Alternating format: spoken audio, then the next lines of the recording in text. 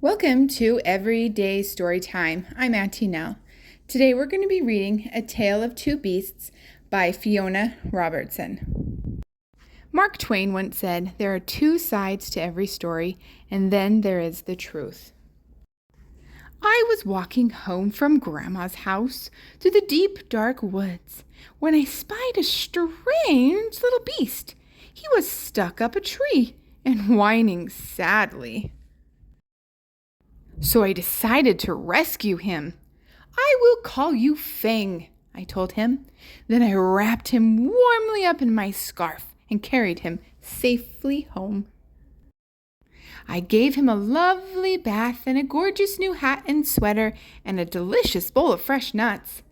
I made him a beautiful house and gave him Lord Rex to play with.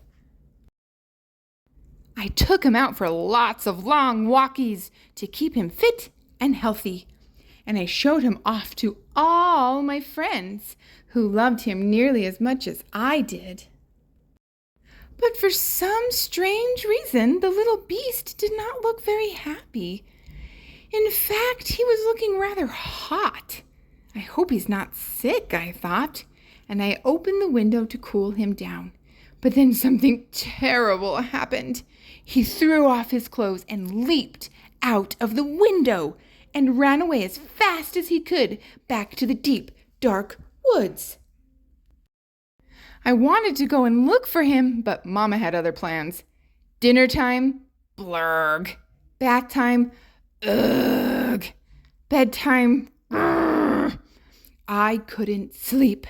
I missed the little beast and wondered if I'd ever see him again. But then a small furry shadow appeared at the foot of my bed. That strange little beast had returned. He seemed quite pleased to see me, and I began to think that maybe, just maybe, he wasn't that strange after all. I wonder why he came back.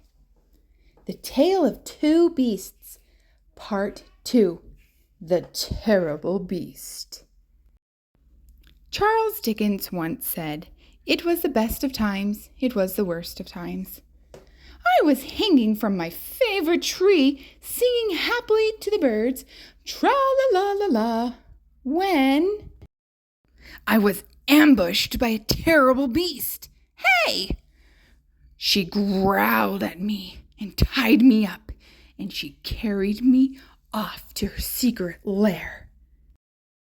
She made me disgustingly clean and dressed me up in a ridiculous hat and sweater and tried to make me eat squirrel food.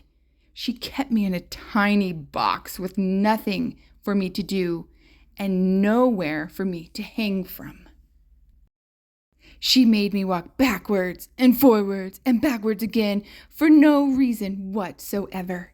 She showed me off to a herd of even wilder beasts who were just as terrible as she was. I had had enough. I made a cunning plan and put it straight into action. A plus B equals freedom.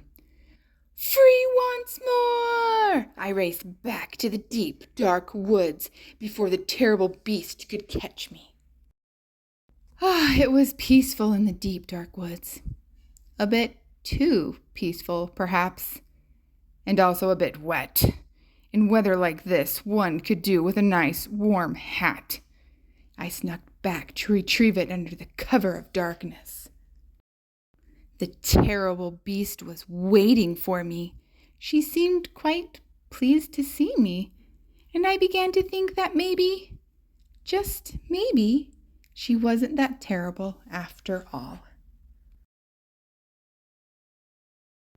Thanks for reading this funny and charming tale about seeing both sides of the story, A Tale of Two Beasts.